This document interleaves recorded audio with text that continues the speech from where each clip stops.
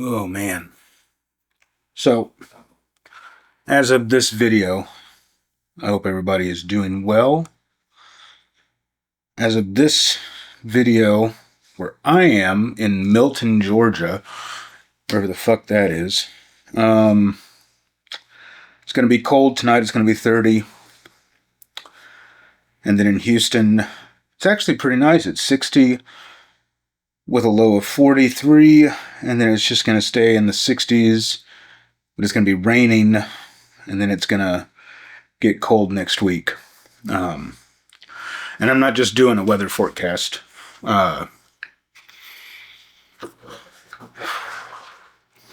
So I'm just going to put the cards on the table.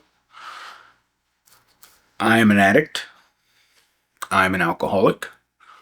I've been sober for a number of years, but my history and my background is a little checkered.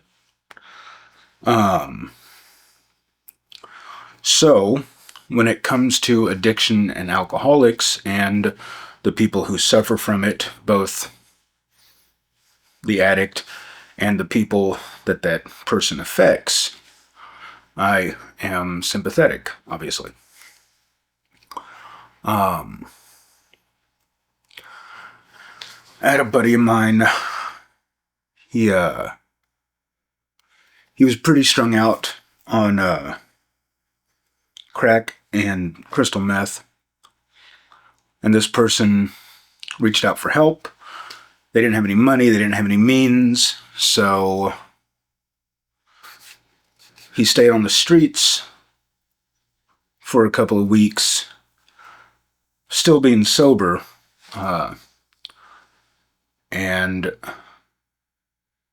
after a couple of weeks of staying on the streets, being sober, this person got a job. This person was able to move into a sober living facility. Things were looking up. And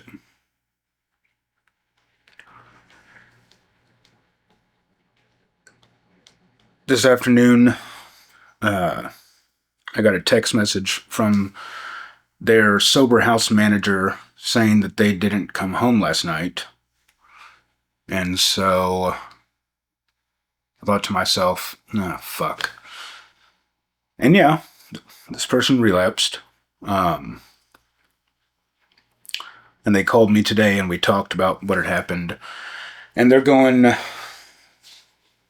have a friend of mine going to pick this person up to take them to another facility to try and get them placed and set up and situated.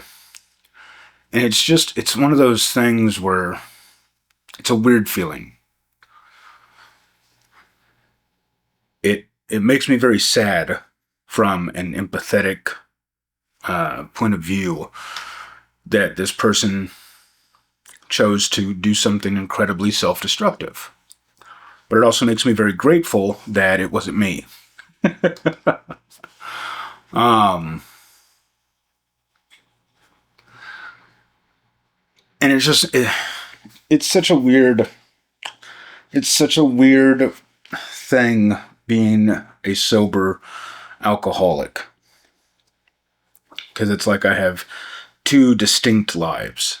I have the life that most of the people I know about,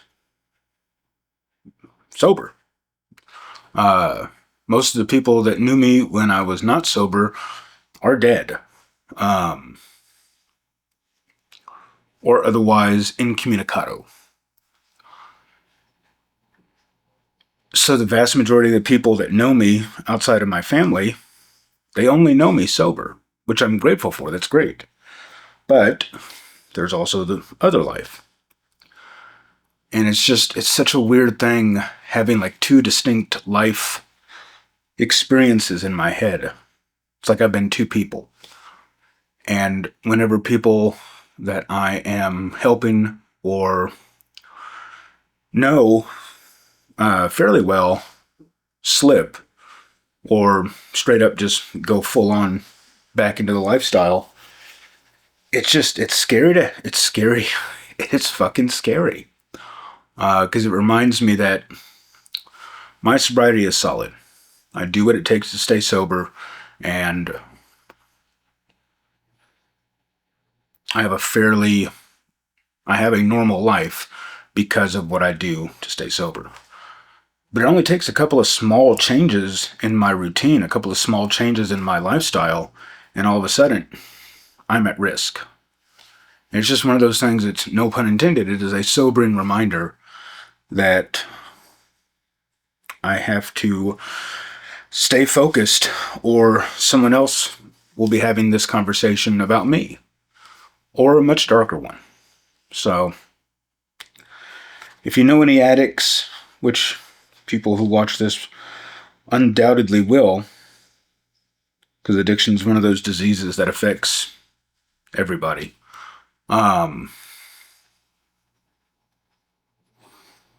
If you are an addict, get help, or an alcoholic, get help.